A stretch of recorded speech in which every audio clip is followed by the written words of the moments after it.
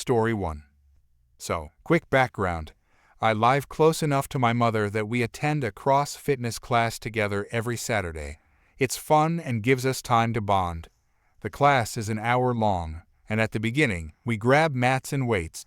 We tend to grab a few different types depending on the workout the trainer assigns. You have to arrive early to this class because it's popular, and my mom and I like to grab spots in the back. The class fills up quickly, and all the regulars take their usual places. There isn't much space left, but there's usually some room in the front. For the first half hour, everything is going well. Then this woman walks in. She comes right to the center of the room, stares at us, and then goes to grab a mat. I head over to a station with a suspension training ropes, known as total resistance exercise, often shortened to TRX, and begin my set. When I return, I see this woman has pushed my mat into my weights and made herself a spot. My mom is upset, but I wave her off. Don't get me wrong, I'm annoyed, but it happens, so I continue with the class. About 5 minutes later, our instructor gives us the next set of workouts.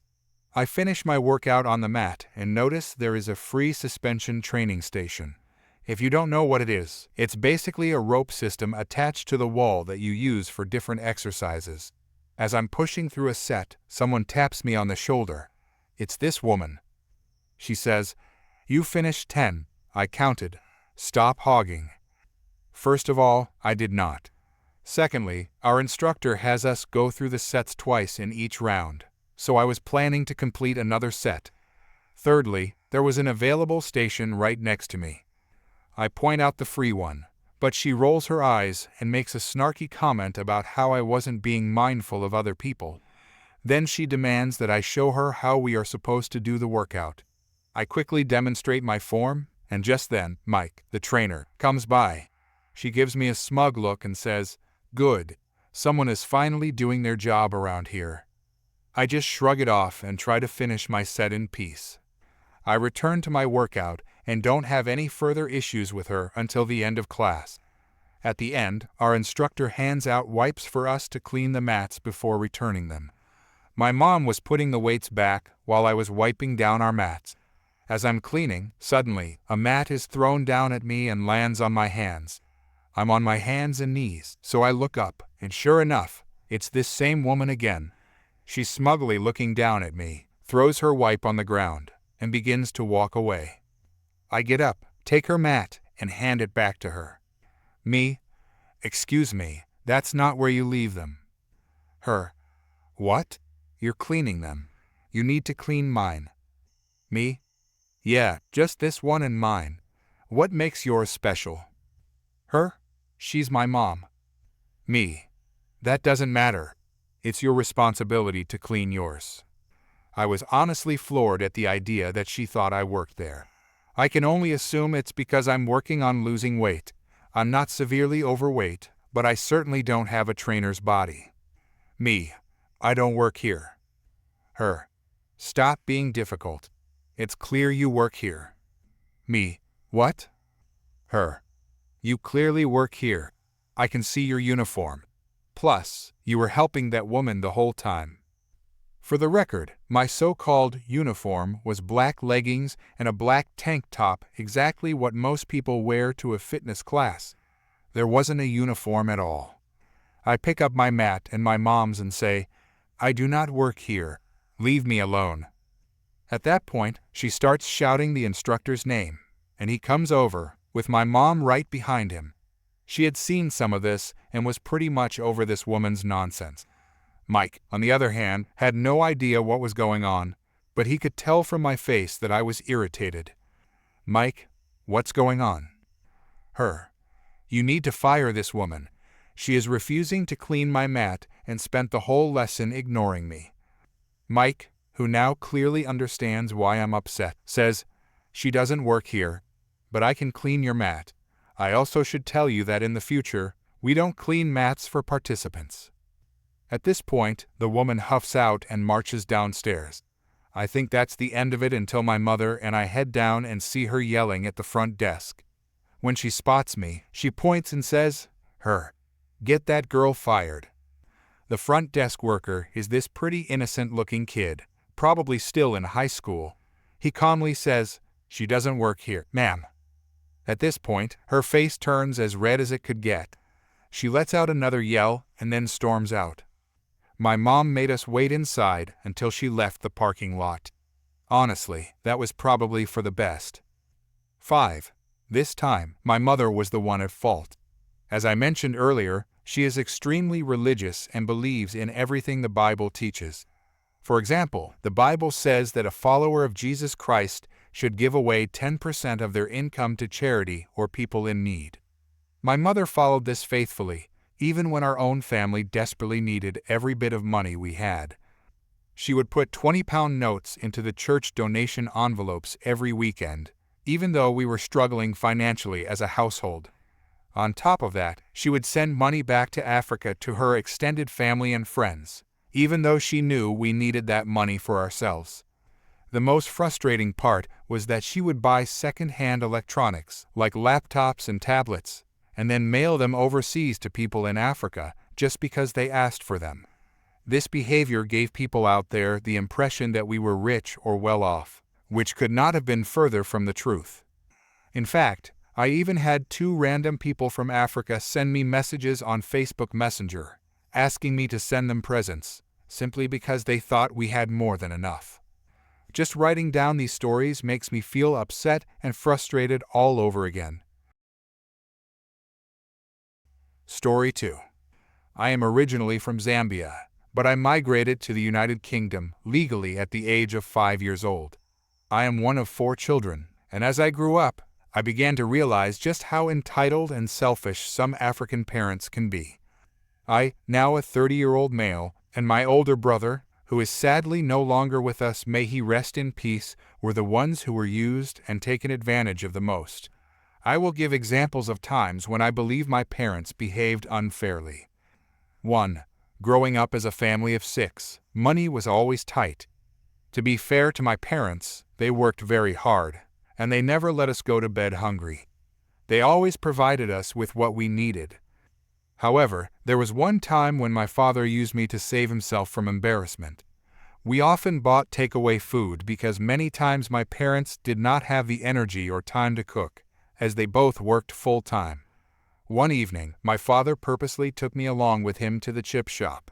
When we got there, he ordered me to go inside the busy shop and buy 5 portions of chips using a handful of copper and silver coins. I was so frustrated and embarrassed, but I could not argue with him because I was too afraid of him. 2. At one point, my father was in debt with a loan company and was trying to pay back what he owed. That situation left us short of money. Luxuries were non-existent, and we had no spare cash. One day, a friend had been over to socialize at our house. After he left, he forgot his money, £5 to be exact. My father noticed the money and woke me up in the early hours of the morning to ask me whose it was. My family is extremely religious and always taught us to be honest and do the right thing. At first, I did not know whose money it was, but I eventually realized it belonged to my friend. I returned it to him the next time I saw him. If I had said it was mine, I know exactly what would have happened. 3. When it came to birthdays, I would usually receive some pocket money from both my parents and from a friend or two as a present. After receiving this money, my dad would take it away from me and claim he was looking after it for me until I needed it. This went on until I was about 16 years old. It used to upset me so much, but once again, I could not really do anything about it. 4. My parents would visit their homeland once a year to see family. Plane tickets from the United Kingdom to African countries are very expensive because of exchange rates. When I turned 18, I got into full-time work and was earning a decent amount of money. It was time for my father to visit again, but this time he was short of money. He asked to borrow money from me in order to buy a plane ticket. However, it was more of a command than a question, and once again I agreed. If I remember correctly, the amount was about £400, which he did give back to me, to be fair.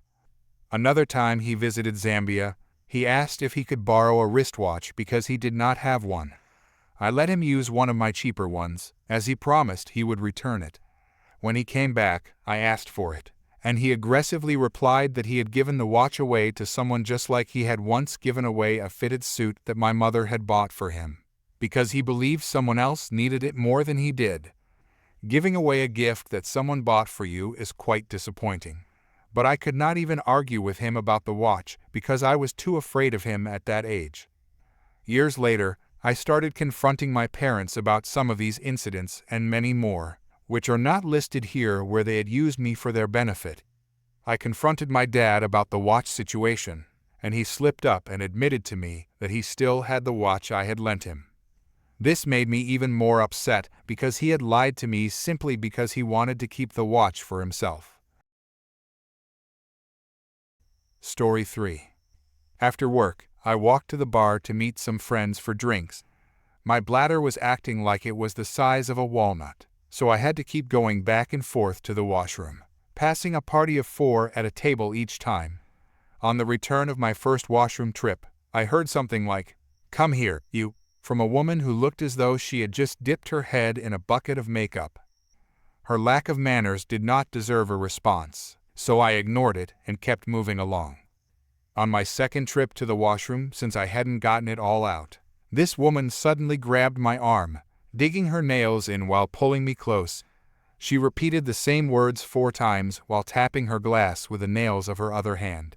She probably thought she was coming across as stylish and elegant, but in reality, she just seemed aggressive and unpleasant. I told her firmly, "I don't work here, lady." She let go, and I walked away. The thing is, at this bar, any waiter can serve any table. They don't come to you. You just need to catch their attention like she must have done when she got the drinks she already had. I doubted they would have gone that long without serving her at least once. But she seemed determined now, convinced that I, specifically, had to be the one to help her. On my third trip to the washroom, things were worse than usual that night. I caught her giving me a harsh glare. On my way back, she kicked her bag under my feet, trying to trip me up. She somewhat succeeded and snarled that I had better not have broken anything. Then, with no shame, she demanded to know where her drinks were. "Fair game now," I told her. "Back in a moment, they'll be on the house," and then returned to my table. Thankfully, a wall blocked her from my line of sight. I was in my safe space, away from the chaos, sitting comfortably with my friends and our drinks. Perfect. The place was unusually quiet, so a few minutes later I clearly heard a commotion break out. Of course, it was her. She was arguing loudly with the manager and one of the waiters about not being served.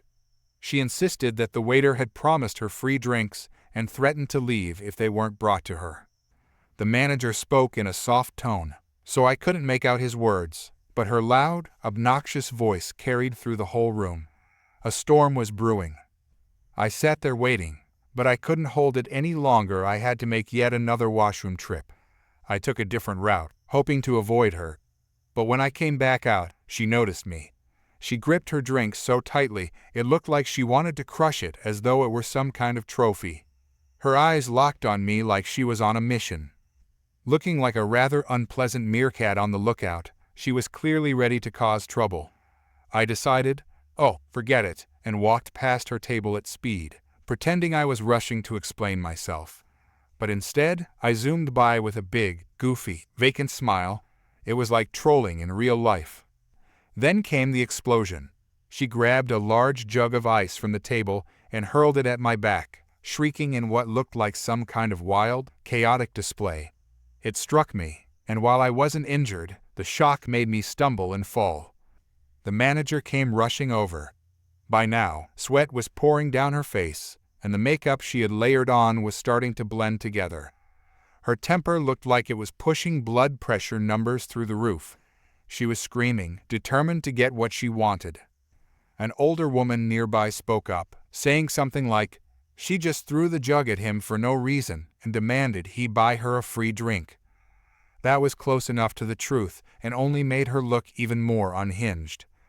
The manager immediately threw her out, telling her she was banned from the bar and warning that if she ever came back, the police would be called.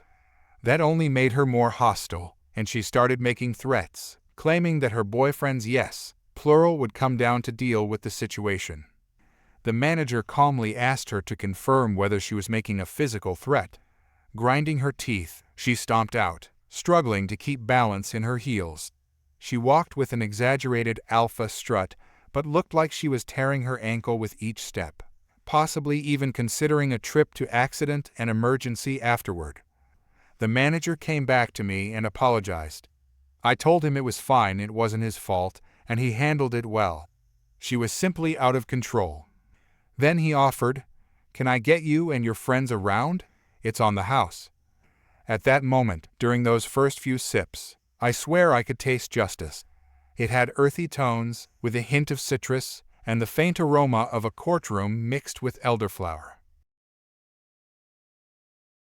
Story 4.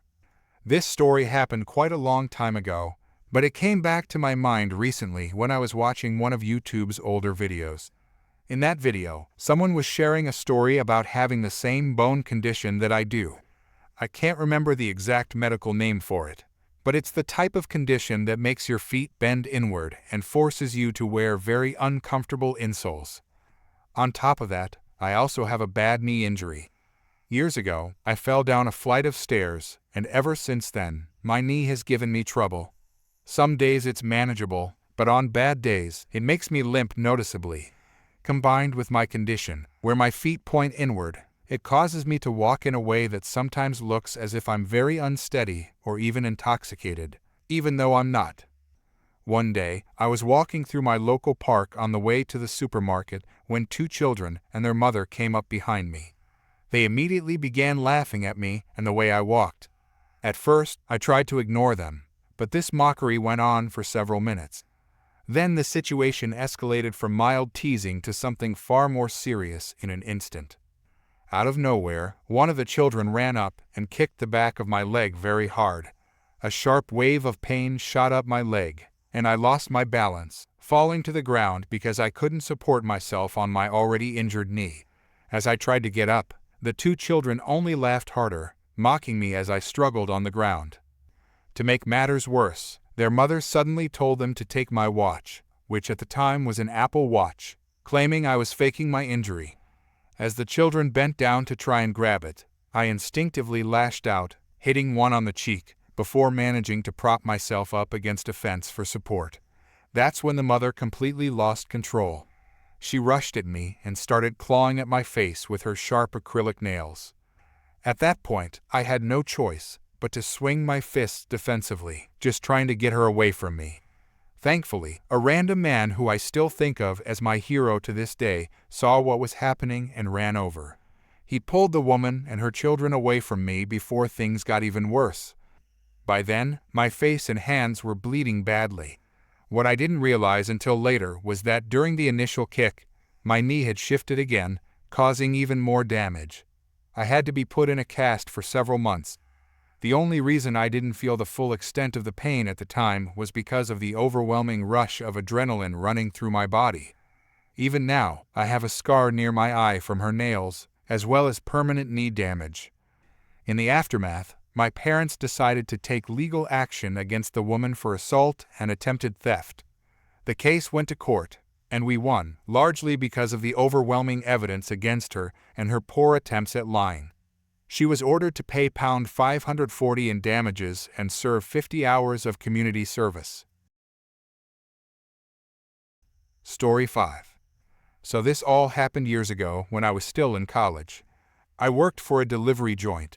The company seemed super cool because they provided vehicles instead of forcing you to beat down your own car. Huge perk, right? Well, in this case, no. The owner of the company used this as justification to take a percentage of the driver's tips. Often this would result in an employee making below minimum wage. If you made below minimum wage, you would have to come and pick up your check in person and sign a document attesting that you did make minimum wage due to undocumented cash tips, or some such nonsense. Now this was a problem for two reasons.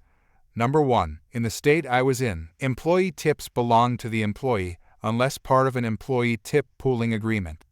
This was plain as day on the Department of Labor website, so that 20% gouge was already crossing a line. Number 2. You cannot just hand wave and/or force employees to say they made above minimum wage. So pretty shady crap, right? Now most people would see this situation and run for the hills, which probably explained the delivery driver turnover being so high. I, on the other hand, saw the potential. See, I am pretty well versed in labor law and decided that I was going to ride it out. I wanted to see how long they would keep this crap up. Here and there I would make comments to the managers about the legality of their practices, and was often told, "Our lawyers said it's okay, so it's okay. Would love to meet these lawyers one day." So I patiently waited for a year, documenting every red cent they took from me and encouraging the other drivers to do so. Every new driver that came through that door got a little powwow with me, and I would give them the skinny. Unfortunately, my plan must have leaked because sooner than later the joint decided to fire me after making up 3 bogus infractions. The infractions that led to my termination and their crap nature are that the way this joint worked was you as a driver got an insulated box that was supposed to contain the order. You weren't supposed to check the box or confirm the order was accurate. That was another guy's job. So my first infraction said order checker swapped the addresses on 2 orders I was taking. The second I called in that the second one was delivered, they told me I delivered the boxes to the wrong places. Strike 1. Second time they screwed me over, they literally just put empty boxes in my delivery boxes with a phone book, and accused me of taking the food. After this I got permission to start checking the orders after this, and they couldn't get me for a while. Now we drove cars with the company name, phone number, and a vehicle number on the car. For my final one they claimed someone called in and said that I had flipped off another driver. I would have to have the world's worst concussion to actually think I could get away with that. No matter what I said though, they took the call-in's word as law. They used that to fire me as my 3rd infraction. I had some choice words for the manager. He looked ready to pop. It was amazing. This wasn't a problem though, as my plan was already in action. See, in this state, unpaid wages collect interest. So what was $20–40 a night, 5 nights a week, over 1 year, quickly became a decent sum. So I began collecting the names of current and previous employees who had been screwed over by the company and collected their documented data, then sent it off to the Department of Labor. At the end of the day, it took a couple months, but the company was eventually required to pay a decent chunk of change to all parties and a pretty hefty fine on top. Overall, I believe it came out to a little under $100K. I wasn't done though. Seeing those shady little documents they had us sign claiming we made over minimum wage affected how the company was reporting its payroll tax. The IRS eventually came in and hit them for a ton of back taxes, and I received a small portion of the settlement. The IRS used to pay people who tipped them off. Don't know if they still do. Finally, I was increasingly aware of the company's under-the-table agreement with their health inspector. Woy decided to go ahead and tip off to the health department. This resulted in even more fines and a temporary closure for the joint. Altogether, it ended up costing this dumb little delivery joint a ton of money just to stay open, all because they wanted 20% of their drivers' tips.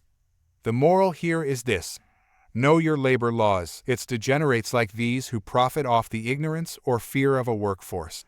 The more you know about your rights, the less idiots like these will be able to survive in the wild. Thanks for coming to my TED Talk. Edit. I also wanted to address something I saw in the comments quite a bit. If you are in a situation that does not seem right, document everything. Keep a little black notebook and write down everything. The most important thing you can do to protect yourself from nonsense in the workplace is document, document, document. If you are ever in question of something, be it disability rights at work or earnings, you can always contact your state EOC branch or DOL branch. They will gladly help you figure out what is and isn't proper. Don't be a person who gets taken advantage of by bad employers. Only by fighting back will they ever learn their lesson. Story 6. Hello there, this is my first time posting. I was at work today and thought about this while scrolling through a couple of posts on my break. I'm not sure if it belongs here, but I kind of feel like it does. I'm also on mobile, so sorry for any formatting issues. Also, it's a very long story, be ready. I am a 22-year-old female, and during most of this story, I was pregnant, except toward the very end. I work as an administrative assistant at a small sleep medicine facility in my state. We also have locations in another state. Our work involves performing sleep studies and providing positive airway pressure therapy and the supplies that go with it. This story is just about one of the many patients I've encountered in my first year with the company. However, this one has probably been the most frustrating. Honestly, the patient's wife was even more difficult than the patient himself. The patient was referred to us at the end of May 2020 for a home sleep study. When I receive referrals, I process them by verifying insurance information and checking benefits for everything we might need. I did this for the patient and then followed the usual process of calling to get him scheduled. He came in, picked up the device, and learned how to use it. That part went smoothly. We always provide a fee estimate at any visit involving a study or equipment. We explained to the patient that he would owe a $90 coinsurance for a test costing $175. The study revealed that he had mild obstructive sleep apnea and would benefit from a positive airway pressure machine.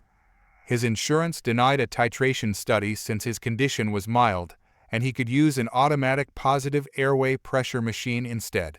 That machine adjusts pressure within a set range to address apnea events during sleep. When we set the patient up on July 2, 2020, we explained that we only carried one brand of machine, the Resumed AirSense. At that time we had switched from Respiron Extreme Station, which becomes important later. The patient mentioned that he preferred the Dream Station since that was the type he had used during his time in prison. That meant he already knew he needed a machine, but the prison would not allow him to keep it. We asked if he wanted to be referred to another durable medical equipment company or if he wanted to at least see the machine we carried. He agreed to look at it, and afterward he signed all the paperwork, including a fee estimate stating he might owe $195 for a $4,000 machine. He agreed to take and use it after we warned him several times that his insurance was outright purchasing the machine.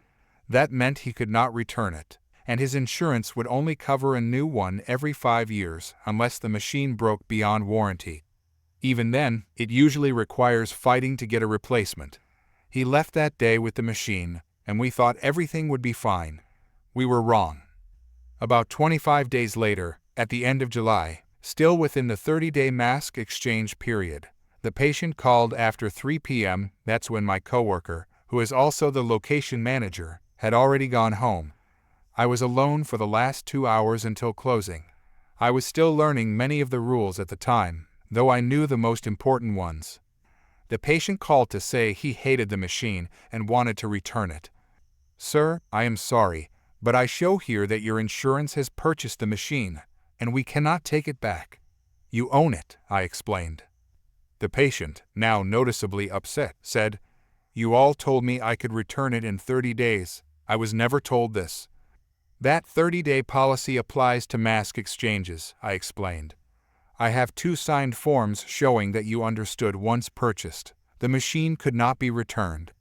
I am sorry for the confusion, but we cannot take it back." "Hold on," he said, then handed the phone to his wife, who was more upset and had clearly been listening to the conversation. "You better make copies of those papers and have them ready. I'm coming to grab them and give you the machine back," she demanded. "I am very sorry, but I cannot take the machine back. I will make copies of the papers right now, and you can pick them up before 5 p.m. today," I told her. I expected them to come by, but they never showed up. I thought maybe they realized I wasn't bluffing and decided to just deal with it. I was so wrong. I only wished that was the end of it. Maybe 2 weeks later, in early to mid-August, I got a call from another durable medical equipment company requesting records for the patient so they could provide him with a new machine. I asked if they were aware that he had already received a new machine from us in July. They said they had not known, thanked me for the information, canceled the request, and hung up. The same thing happened again with yet another company a week or 2 later. And then, about a week after that, in mid-September, a third company reached out. Clearly, the patient was angry and determined to get what he wanted by going elsewhere. But since I always informed the other companies that he had already received a new machine that year, they ended up denying him.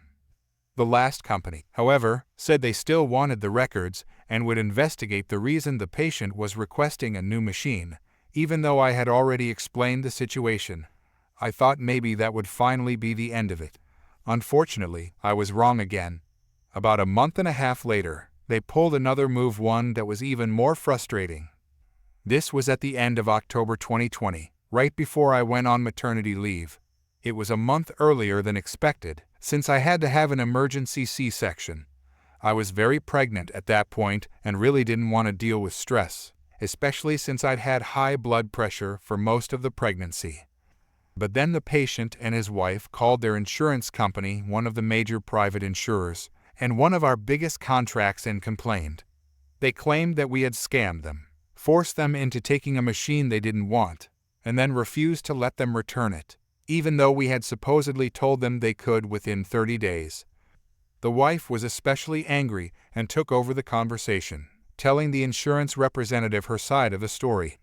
The representative suggested that we should try to work out a deal with the patient to resolve the issue. Ironically, this happened right after we had switched back to selling DreamStation machines, the brand the patient had originally wanted. Our boss agreed to make a deal, but not the kind the patient had hoped for. He told the patient that since the first machine had been purchased through insurance, we could not take it back. However, we could sell him one of our lightly used loaner machines for $50 and provide a 2-year warranty on it at no extra cost. Honestly, it was a very generous offer. The wife refused, saying her husband didn't want it, and told us to forget about it. My boss noted that refusal in the records and made it clear they would not be allowed to come back to us in the future. Was that finally the end? No, because they still had not paid their coinsurance balance for the study and the machine. They didn't call us about the unpaid balance until the end of January or the beginning of February. Don't ask me why they had been receiving bills since August. The total balance was $255, with $90 for the study and the rest for the machine and supplies. This was actually less than what had originally been estimated. This time, it was just the wife who called. I assume she handled all their bills. The call went like this. "I'd like to talk to someone about my husband's bill," she said. "Yes, I see he has a balance of $255, I replied. "We were told he would only owe $90. I'd like the rest taken off." "Let me check that," I said, pulling up his documents. I saw the amounts written clearly on both fee estimates with his signature confirming he understood the possible costs. It looks like he knew and understood he could owe $90 for the study and $195 for the machine. Unfortunately, we can't write off any of the balance since we have proof he was informed. "I want to talk to your billing department. I refuse to pay this since we were never told about it," she snapped. At that time, our billing staff was extremely busy. In fact, the biller was also running another one of our clinics in a different state.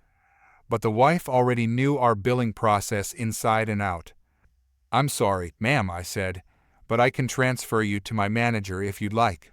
She would be able to help you at this time." "No, just your billing department."